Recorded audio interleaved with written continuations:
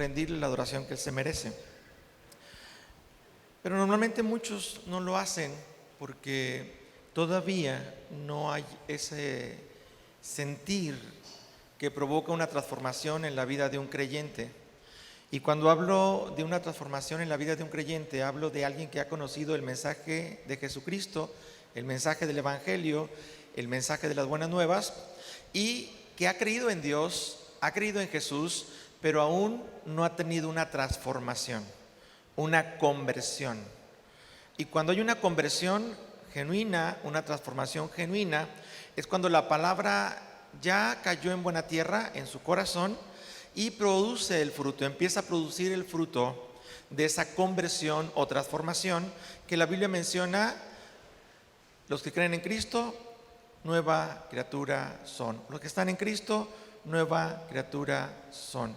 Las cosas viejas pasaron y empiezan a ser todas nuevas. Y cuando hablamos de que empiezan a ser todas nuevas, estoy hablando de la transformación, de algo que era antes uno, lo que ahora es en Cristo Jesús. Una transformación, una conversión, un cambio radical. Así que hoy he puesto por título al sermón: sin transformación no hay salvación. Sin transformación no hay salvación. Algunas personas declaran y piensan que el simple hecho de creer es suficiente para tener la salvación, aunque la Biblia menciona: cree en el Señor Jesucristo y serás salvo. El creer te hace que seas salvo, pero el creer implica una transformación. El creer en Cristo Jesús implica una conversión. El poder tener la salvación implica también un arrepentimiento. Así que voy a invitarte a que me acompañes a la Biblia, a Hechos capítulo 3, verso 19 y 20. Cuando la iglesia primitiva iniciaba o tuvo sus inicios, los primeros creyentes recibían esta palabra que era necesaria para que formaran parte del cuerpo de Cristo, la iglesia, de la cual cada miembro en particular se va uniendo y se ayuda mutuamente para formar un edificio, un cuerpo, y a la vez hacer lo que el Señor Jesús llamó para que la iglesia diera testimonio de las buenas nuevas.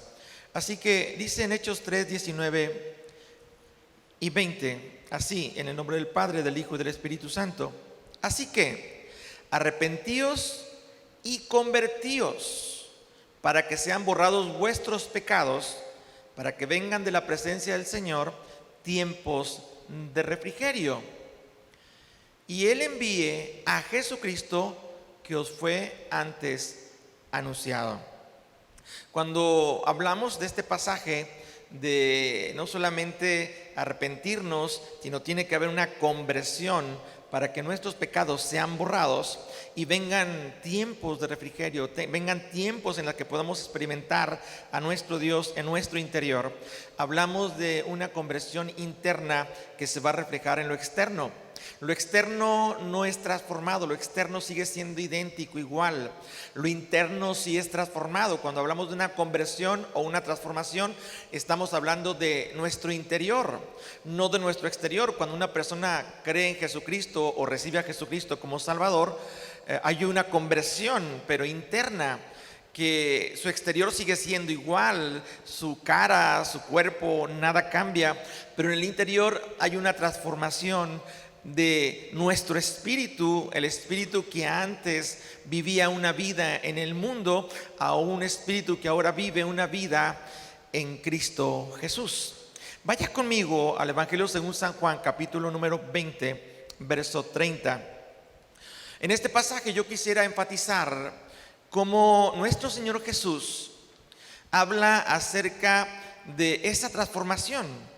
La Biblia menciona que Juan, el evangelista, o el Evangelio de Juan, menciona 8 señales, 8 milagros que Jesús hizo cuando estuvo aquí en la tierra, aunque hubo muchos más, pero nada más en el Evangelio de Juan vemos registrados 8 milagros que Juan los define como señales. A cada uno él dice: y esta fue la señal, o esta fue la primera señal o la segunda señal que Jesús hizo.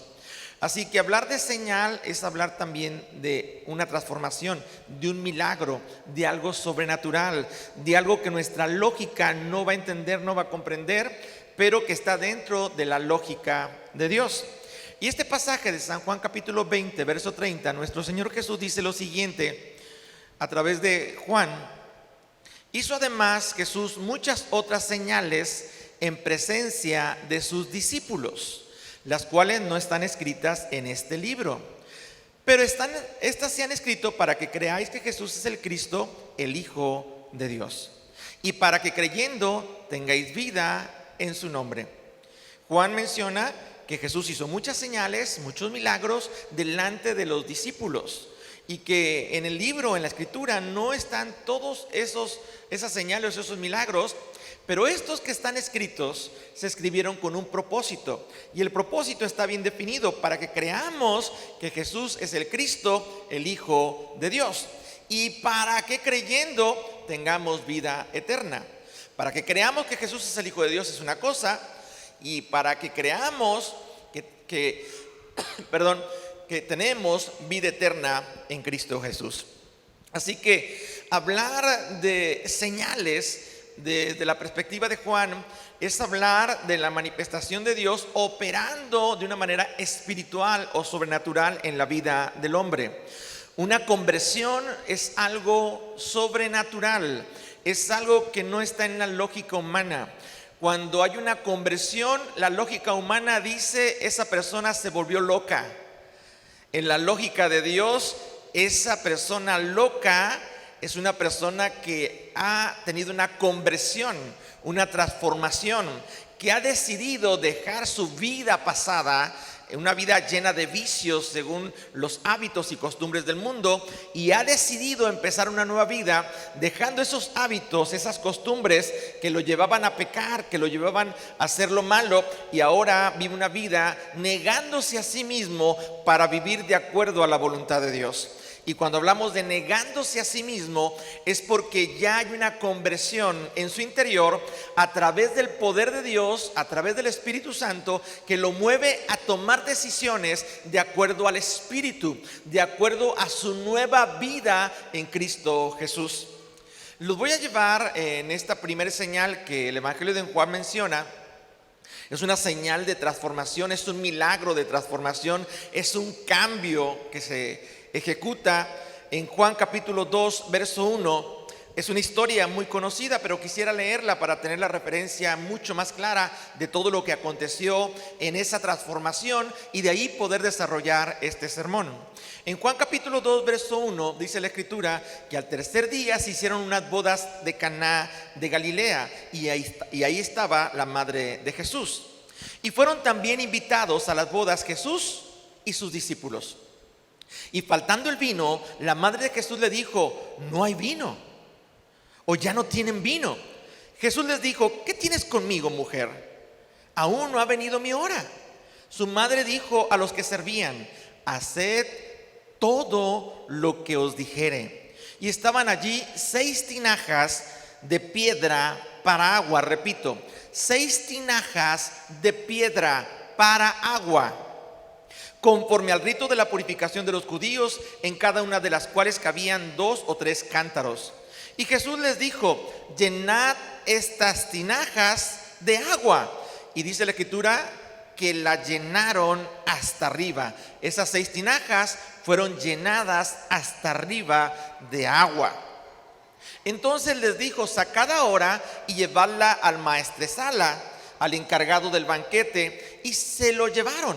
Cuando el maestresala probó el agua hecha vino, sin saber él de dónde era, aunque lo sabían los sirvientes que habían sacado el agua, llamó al esposo y le dijo: todo hombre sirve primero el buen vino, y cuando ya ha bebido mucho, entonces el inferior, mas tú has reservado el buen vino hasta ahora.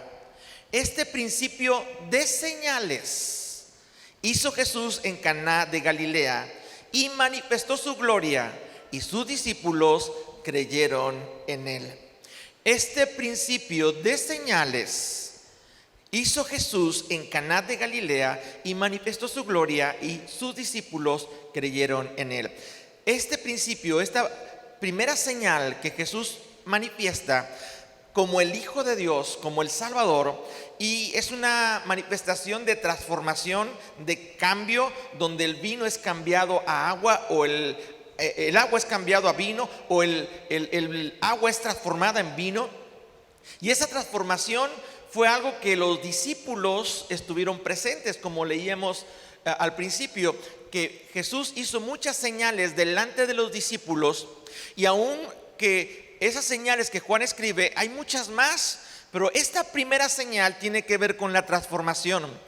Y también yo pienso que tiene que ver con la vida del creyente. Cuando uno conoce a Cristo Jesús, tiene que haber una transformación, como leíamos en Hechos. Tiene que haber una conversión basada en un arrepentimiento. La conversión se genera en base al arrepentimiento del estilo de vida que teníamos antes de conocer a Cristo Jesús y del nuevo estilo de vida que tenemos ahora en Cristo Jesús. Esa es la transformación. Tiene que haber un cambio, no solamente en cuanto a nuestro pensamiento, sino también en cuanto a nuestra actitud, en cuanto a nuestras prioridades. La persona que tiene una conversión va a saber que primero en su vida debe estar su Señor, quien le ha transformado, quien le ha cambiado, quien le ha salvado. La Escritura dice que tenemos que poner en primer lugar a Dios. Busquemos primeramente el reino de Dios y su justicia, y todas las demás cosas serán añadidas. Y Jesús hace esta transformación en presencia de todos los discípulos. Hay otros personajes como los que estaban en la boda, los que se iban a casar, los que estaban casando, los que se acababan de casar. Pero en esa boda llaman al esposo para que también se dé cuenta de que algo ha acontecido.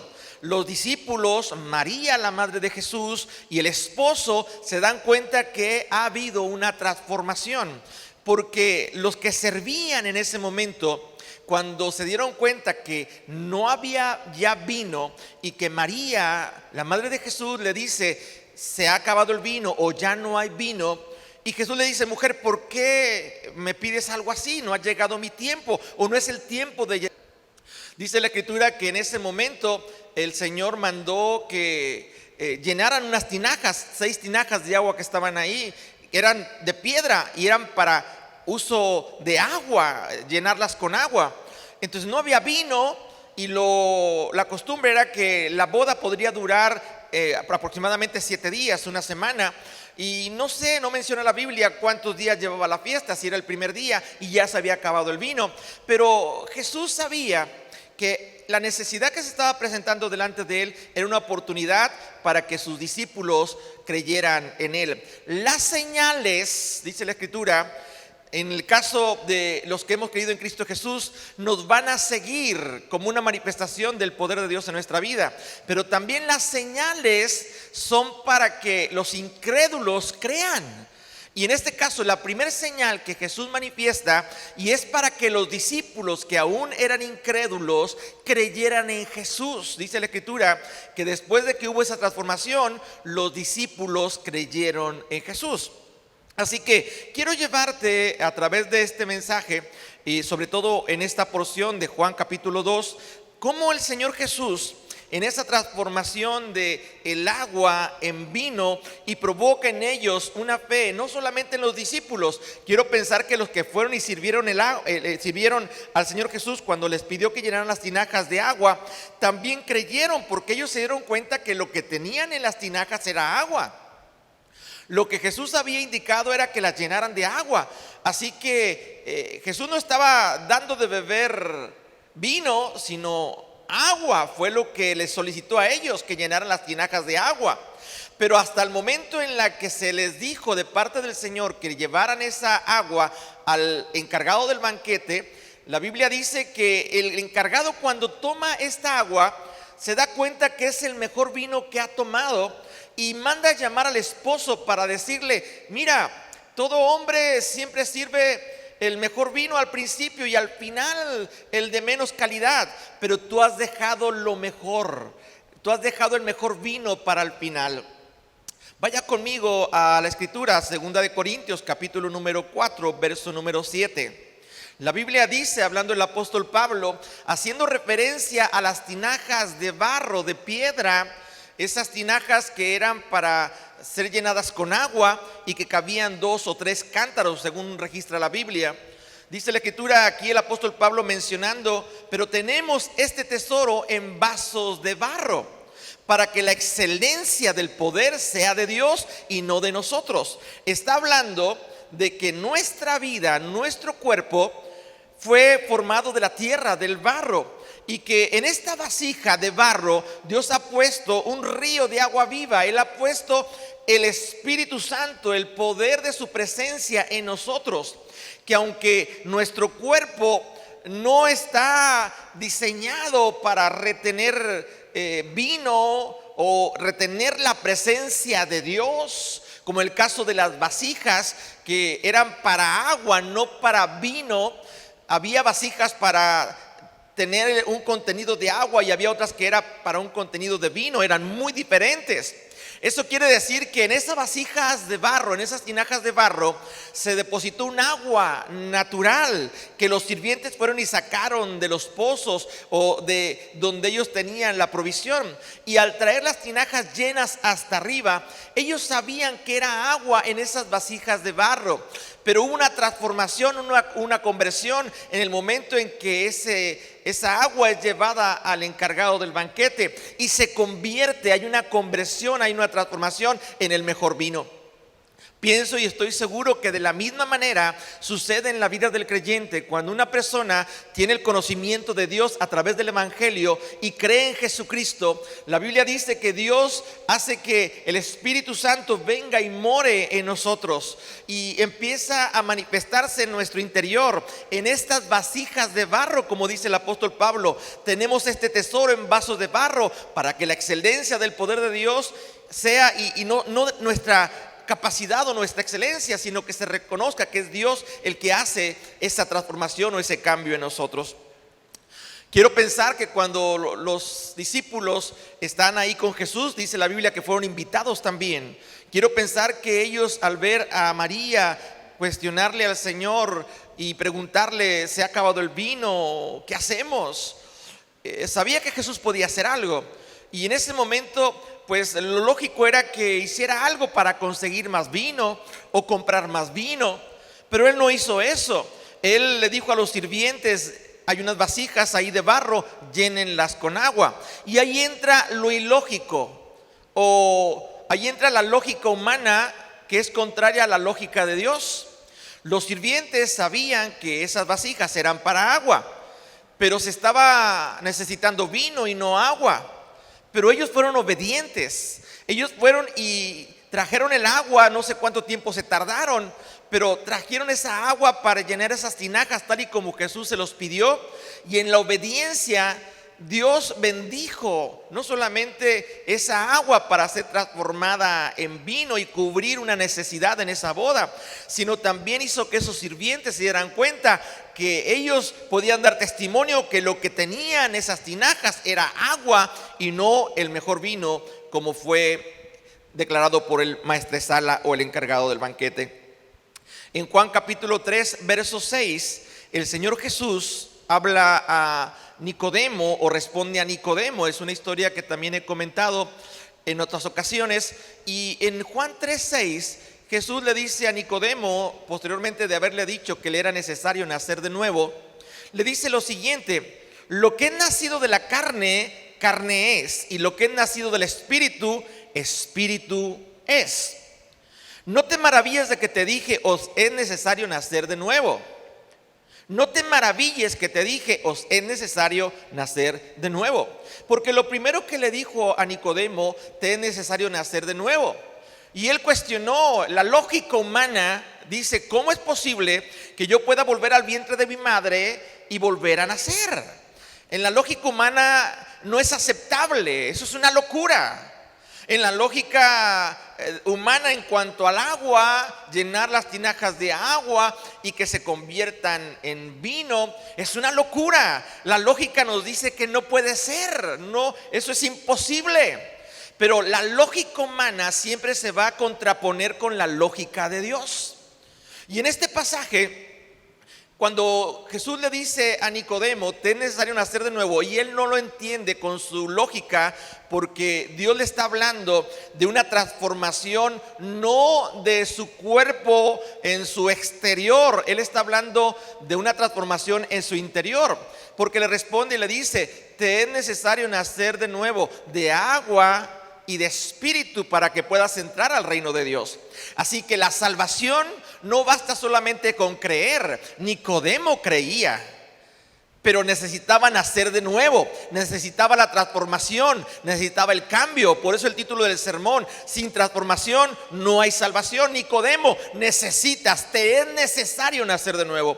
Yo quiero decirte allá en casa y a los que están de manera presencial, si no hay una transformación dentro de nuestro ser, no va a haber una salvación. No podemos tener segura esa salvación, porque la salvación que Dios nos da va a depender de una vida transformada, de morir o dejar de ser lo que éramos antes para vivir y empezar a vivir o a ser personas totalmente diferentes, arrepentidos de nuestra vida pasada, pero contentos y felices de nuestra nueva vida, aunque el mundo diga que estamos locos.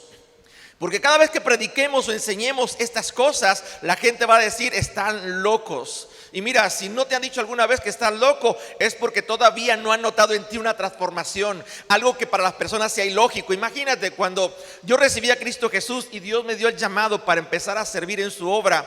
Y después de estar en un trabajo de más de 10 años y tener una posición buena, con un buen sueldo, algo en una buena posición económica, que de repente me presente con el director de la compañía y le diga, ¿sabe qué? Presento mi renuncia, aquí está por escrito, es irrevocable porque me voy ahora a ir a trabajar a otro lugar. Y me preguntaron, ¿y a dónde te vas a ir a trabajar? Le dije, a la obra del Señor. Claro que para el dueño era como que, Sergio, por favor, ¿de qué vas a vivir? ¿Cómo se te ocurre? ¿Por qué vas a hacer eso? Yo sé que en su interior este muchacho ya se volvió loco. ¿Qué le pasa? Es ilógico lo que está él diciendo. Pero en la lógica, insisto, humana, no va a entrar la lógica de Dios. Y en la lógica de Dios no entra la lógica humana. Así que para poder pensar como Dios piensa, tenemos que experimentar la conversión, la transformación. Tenemos que ser convertidos. Y cuando digo convertidos, es que tiene que haber ese cambio en cuanto a nuestra forma de pensar, en cuanto a nuestra forma de actuar y en cuanto a nuestra forma de vida, en cuanto a nuestras prioridades. Cuando Jesús le dice a Nicodemo estas palabras, te es necesario nacer de nuevo, le está diciendo, tú no vas a ser salvo si no hay una conversión. Te es necesario nacer de nuevo, le dijo por primera ocasión, para ver el reino de Dios. Cuando tú crees, puedes ver y puedes darte cuenta que hay un futuro glorioso para los que hemos creído en Cristo Jesús, que hay un reino que nos espera para reinar juntamente con Él. Pero cuando hay una conversión y una transformación, entonces esa persona ya no solamente puede ver, sino tiene segura la entrada al reino de Dios, porque así lo dijo el Señor. Te es necesario nacer de agua y de espíritu para que puedas entrar al reino de Dios. Y eso habla de salvación. Eso habla de el tener segura nuestra salvación, siempre y cuando haya una conversión. Si no hay conversión, si no hay transformación, no hay salvación. Vaya conmigo, por favor, a 2 de Corintios, capítulo 5, verso 17. El mismo apóstol Pablo que mencionaba en Corintios, en el capítulo número 4, verso 7, ahora en el capítulo 5, verso 17, él nos recuerda esa frase que conocemos y que hemos oído mucho y que define una vida que ha tenido una transformación o una conversión. Dice el apóstol Pablo en 2 de Corintios 5:17, de modo que si alguno está en Cristo, nueva criatura es. Las cosas viejas pasaron, y aquí todas son hechas nuevas. Así que si alguno está en Cristo, tiene que tener una transformación, tiene que tener una conversión, tiene que tener una nueva vida, nueva criatura, nueva vida, nacer de nuevo. En otras palabras, cuando Jesús convirtió esa agua en vino, les enseñó a ellos que ellos también podían tener la experiencia de una transformación de vida, de un cambio de vida. Y yo estoy seguro que si Él puede hacer en lo sobrenatural El transformar el agua en vino también puede hacer en lo sobrenatural, el cambiar a cualquier persona, una vida tal vez sin sentido, una vida que lo lleva a la muerte, una vida que no le da nada de paz ni de felicidad y que siempre está siendo afligido y está sufriendo. Estoy seguro que esa vida Dios la puede transformar en una nueva vida y hacer que nuestra tristeza se transforme en alegría, hacer que la enfermedad sea transformada en salud, hacer que una vida llena de escasez sea transformada ahora en provisión abundante. Una vida tal vez de desamor o de soledad ahora sea una vida llena de amor y llena de la presencia de Dios. Dios puede cambiar, Dios puede transformar a las personas. Dios puede hacer que cualquier persona que el mundo pueda declarar, esa persona nunca va a cambiar. El poder de Dios, dice la Escritura, que sí lo puede cambiar. Puede haber un cambio, una transformación, una conversión cuando se cree en Cristo Jesús y se camina con Cristo Jesús. De modo que si alguno está en Cristo, nueva criatura es. Y estar en Cristo es, ya no estoy aquí en el viejo hombre, en la vida antigua, en mis costumbres, en mis malos hábitos. Ahora estoy en Cristo Jesús, en una nueva vida, con nuevos hábitos, con nuevos pensamientos. Y mi prioridad es agradar a Dios. No estoy diciendo que soy perfecto, pero con Cristo Jesús Él es perfecto y Él me va perfeccionando día con día. Porque nuestra vida va a ir creciendo poco a poco como un bebé que nace de nuevo y que va a ir creciendo, y dice la Escritura, hasta que lleguemos a la estatura de un varón o de una mujer perfecta, creada según Dios. Porque Dios quiere hombres y mujeres transformadas, hombres y mujeres que puedan manifestar las señales que el mundo necesita ver para creer. Hay muchas personas que no creen. Hay muchas personas que creen lo que ellos ven, como Tomás, pero no han aprendido a creer lo que aún no ven para poder tener la experiencia de la transformación. Si me acompañas a 1 Corintios capítulo 1 verso 21, para continuar un poquito con eso de la lógica y de lo ilógico de tener una transformación, un cambio. Muchas veces Dios te va a pedir que hagas un cambio en tu vida y va a ser ilógico. Tal vez muchas veces Dios te va a pedir que haya una transformación en tu vida y tal vez va a sonar a locura. Y tal vez muchas personas, al momento de que tú tomes la decisión de hacer ese cambio, va a ser una locura. Pero déjame decirte algo, cuando tiene que ver con un cambio que te lleva a un arrepentimiento, estoy hablando dejar algo, dejar de hacer lo malo, dejar de hacer aquello que me perjudica como persona o perjudica a mi prójimo, y decido empezar a hacer lo que me beneficia, lo que beneficia a mi prójimo y lo que agrada a Dios. Entonces esa conversión para el mundo, para las personas que no tienen la lógica de Dios, va a ser locura. Pero para los que tenemos la lógica de Dios y hemos tenido la experiencia de cómo Dios obra, será motivo de gloria a nuestro Señor. Dice la Escritura, el apóstol Pablo en 1 Corintios 1:21, porque la palabra de la cruz es locura a los que se pierden, pero a los que se salvan, esto es a nosotros, es poder de Dios. Jesús dio la palabra simplemente y dijo, llenen las vasijas de agua.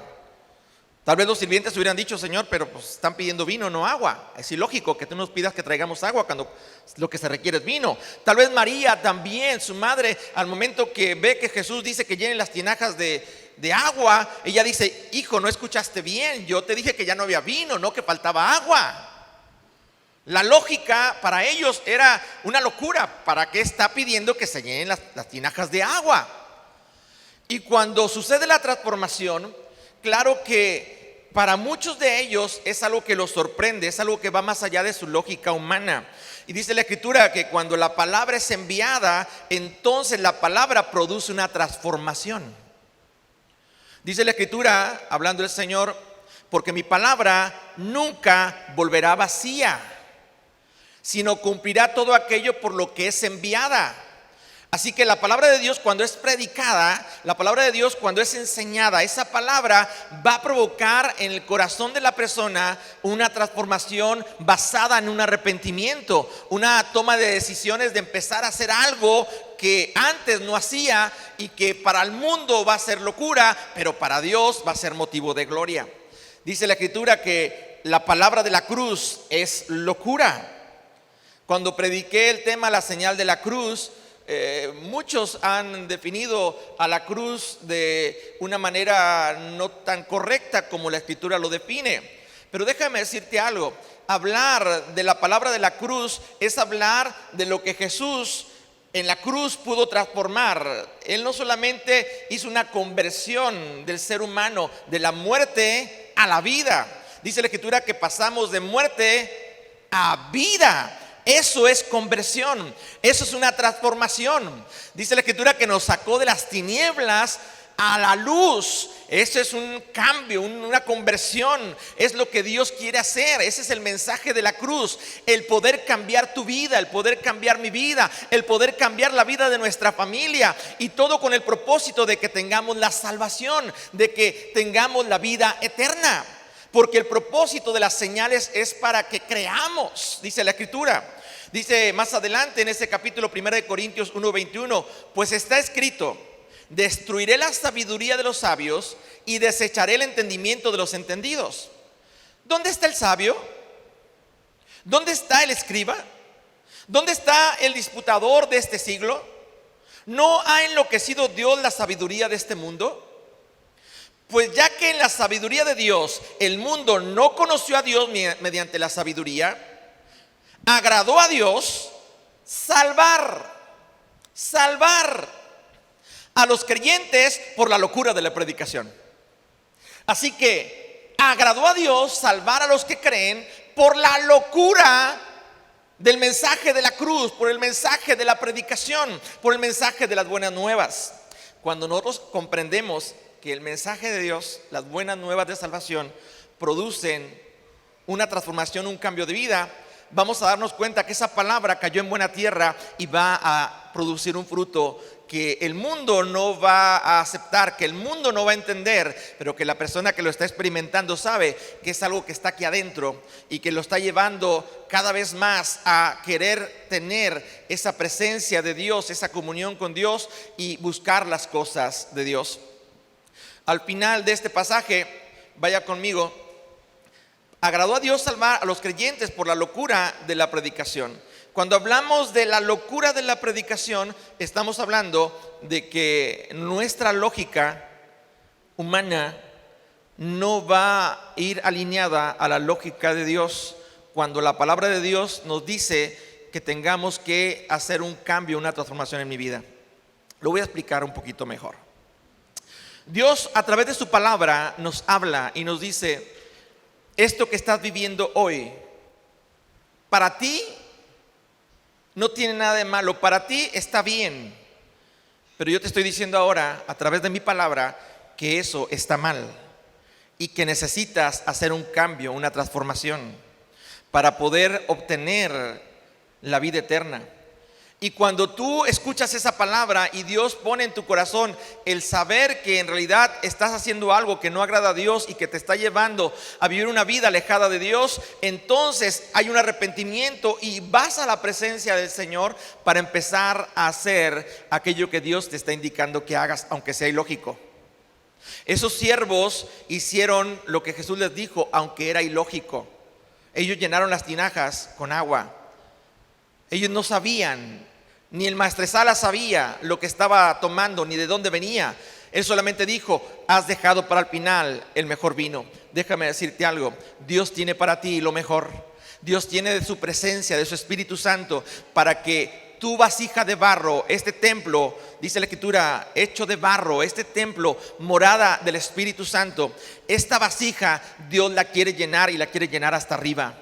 Una transformación se produce cuando el Espíritu Santo viene a nuestra vida y nos llena. Por eso dice la Escritura: sed llenos del Espíritu Santo de Dios. No os embriaguéis con vino, sino más bien sed llenos del Espíritu Santo de Dios. No te embriagues de las cosas ilógicas, embriágate de las cosas.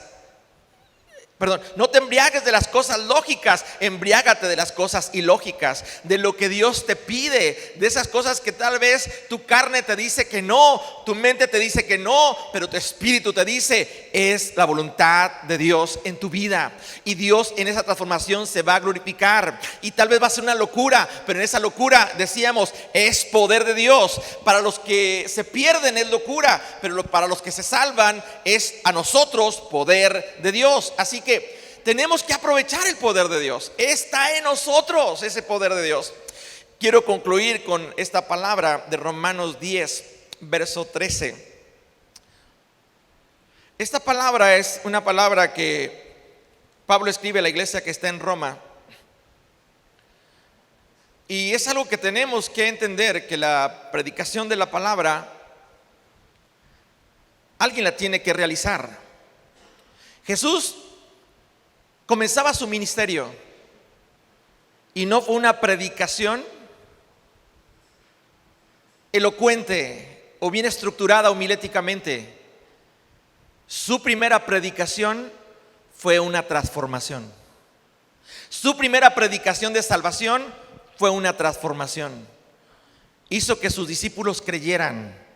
Y esa transformación provocó en ellos, esa palabra que Jesús declaró, provocó en ellos fe. Ellos creyeron en lo que Jesús dijo. Él no dijo que se convierta el agua en vino, solamente dijo, llenen las tinajas, es suficiente. Obedecieron a la palabra y al obedecer a la palabra hubo una transformación. ¿Qué es lo que espera Dios de nosotros como iglesia? Que prediquemos su palabra, que hablemos su palabra. La transformación la hace Dios. Uno es el que siembra, otro es el que riega, pero Dios es el que da el crecimiento. La transformación la hace Dios a través del Espíritu Santo en nuestra vida. Así que nuestro deber es predicar la palabra, hablar la palabra, aunque sea una locura, pero tenemos que hacerlo. Dice este pasaje, hablando el apóstol Pablo a la iglesia de Roma, porque todo aquel que invocar el nombre del Señor será salvo. Y quiero volver a ser enfático, no quiere decir que porque invocas el nombre del Señor ya eres salvo. Aquí está implícito, todo viendo las circunstancias dejó de creer porque es una fe débil. Y dependiendo de las circunstancias va a ser cómo vamos a actuar. Pero cuando la fe es firme, cuando la fe ya tiene una conversión genuina, cuando la fe ya está arraigada, nada va a impedir que esa persona siga predicando, siga hablando la locura de la predicación. Así que invocar al Señor implica clamar a Dios para que Él venga y haga esa transformación en nuestra vida. Si yo clamo por una transformación, va a haber entonces esa salvación, porque yo estoy anhelando hacer cambios en mi vida. Dios no te va a hacer los cambios, Él no te va a forzar a hacer los cambios, Él no te va a decir tienes que, o te va a obligar a que hagas un cambio. Los cambios los tenemos que hacer nosotros. Es nuestra decisión. Dios es un Dios que nos respeta, nos da libre albedrío. Él no nos obliga a nada, pero sí nos da la palabra para que la entendamos en nuestra lógica humana y que podamos comprender la lógica divina para hacer lo que Él quiere y no lo que nosotros queremos. Ahí entra la lógica de Dios y la lógica del mundo. El hombre dice no, pero Dios dice sí. Es muy diferente. Y dice este pasaje: ¿cómo pues invocarán a aquel en el cual no han creído?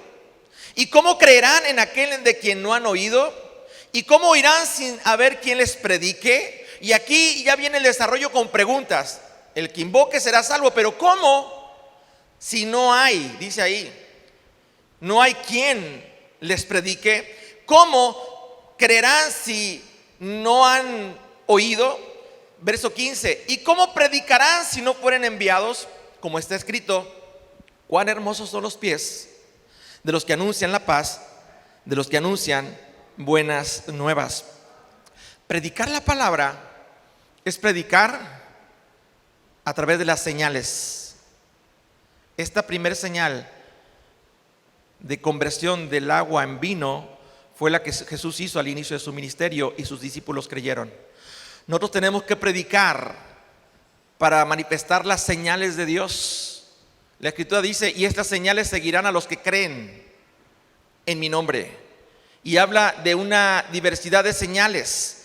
Insisto, no son las únicas, son muchas las señales, pero te quiero hablar de la señal más importante que debemos de predicar.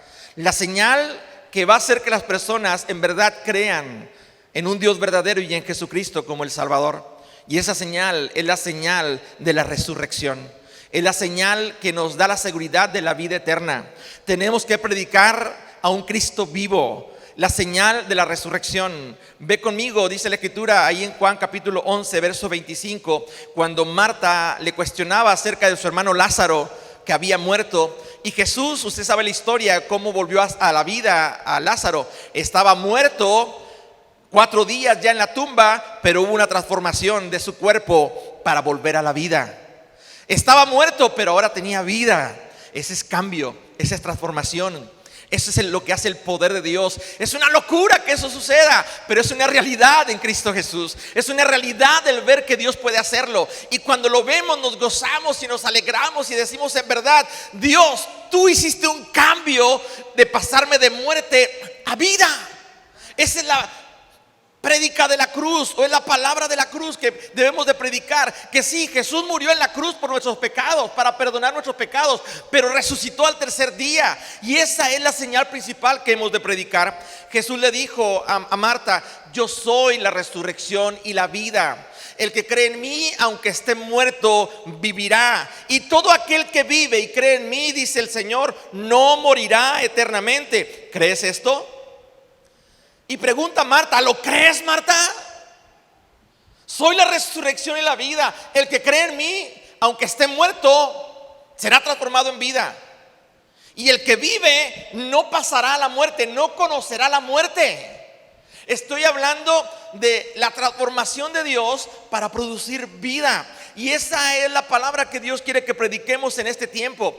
Hay muchas vasijas que están llenas de agua, pero Dios quiere manifestar la señal de la resurrección para que esas vasijas tengan una conversión y puedan tener no solamente a Jesús en el corazón, sino puedan ser llenas esas tinajas de la presencia del Espíritu Santo. Quisiera invitarte a que estés de pie, y tú que estás allá en casa, que leas conmigo Juan 7:37. Había una gran fiesta y Juan menciona estas palabras de Jesús en Juan 7:37. Y dice: en el último y gran día de la fiesta, Jesús se puso en pie y alzó la voz diciendo: si alguno tiene sed, venga a mí y beba. En las bodas de Caná de Galilea había muchos sedientos, pero ya no había vino. Pero Jesús mandó traer agua, y esa agua fue transformada para que el paladar de los invitados disfrutaran y se deleitaran del mejor sabor de una bebida que ellos iban a consumir ese día. Y que el experto en cuanto a el sabor declarara: es el mejor vino. Hoy yo te puedo decir: lo mejor para tu vida está en tu decisión de tomar el primer paso, la primera señal, que es la transformación, para que tú tengas esa salvación. El que cree en mí, como dice la Escritura, de su interior correrán ríos de agua viva. En este vaso de barro correrán ríos de agua viva. Esto dijo del Espíritu que había de recibir, o que habían de recibir los que creyesen en Él, pues aún no había venido el Espíritu Santo, porque Jesús no había sido aún glorificado. En tu interior, Dios quiere que corran ríos de agua viva. Habla del Espíritu Santo. Habla de aquel que puede transformar tu vida. Cuando tú crees en Jesús, tu interior es transformado. Y se saca el espíritu malo para poner el espíritu que va a hacer lo que a Dios agrada. Hoy yo te invito a que tú le puedas decir: Señor, Yo necesito una conversión. Yo necesito una transformación en mi vida, en mis acciones, en mis pensamientos. Ayúdame, Señor, a cambiar. Yo no puedo, pero si tú decides hoy cambiar, Dios, en su poder, en el poder de su palabra, hará un cambio hoy en tu vida y en todo aquello que tú pongas delante de Él. Sin transformación no habrá salvación. Y hoy la salvación quiere llegar a tu vida, quiere llegar a tu casa, quiere llegar a tu familia. Padre, esta mañana yo te doy gracias